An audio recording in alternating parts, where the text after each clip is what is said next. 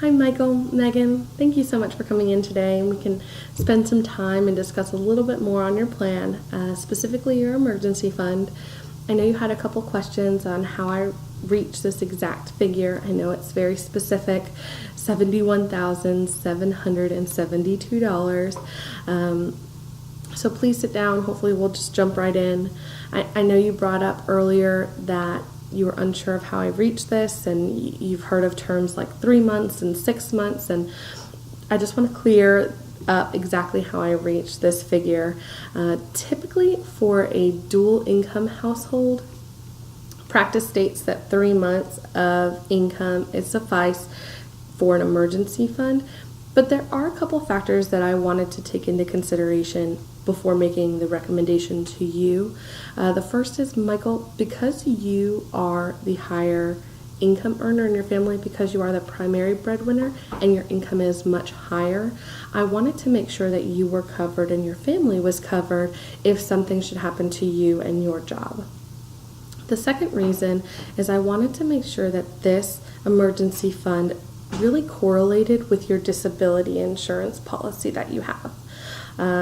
So just as a recap, what we covered the other day, you currently have taken out a personally owned disability insurance policy on Michael, and that would provide 60% of his income after a 180-day elimination period. So again, just like we talked about the other day, you have to first be out of work for that 180 days, and then the disability insurance would kick in. Once it kicks in, it does take 30 days before you would receive the first check.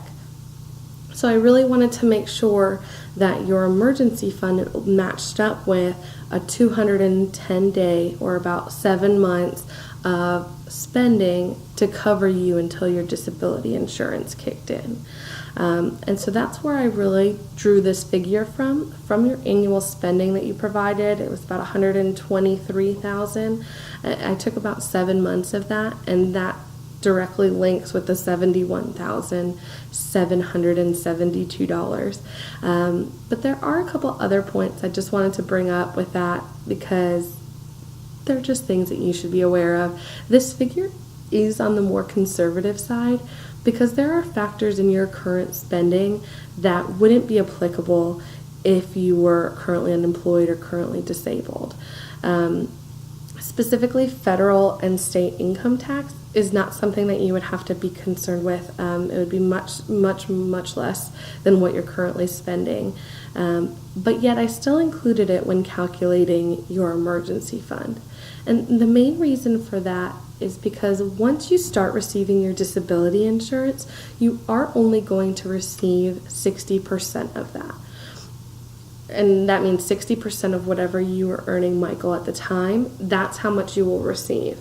Now, like I mentioned, because this is 100% owned by you and paid for by you, it's not something that your employer has contributed to, this income will be received tax-free, which does help with that difference between 100% of your income and 60%, which you would receive through disability insurance.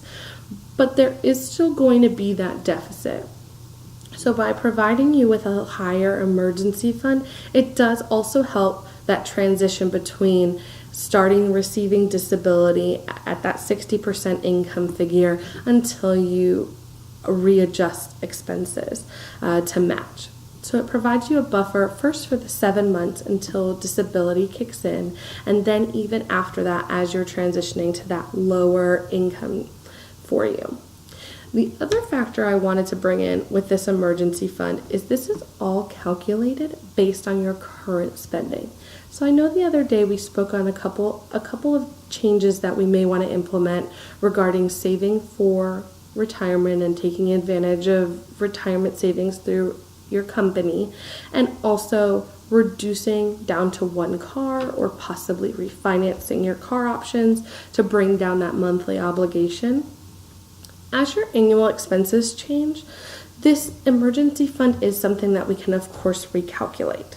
But as of your current spending, this is what I would recommend. And the reason again is because it aligns with the 7 month waiting period, or the 7-month period that you would be without income until you would get your first disability insurance check.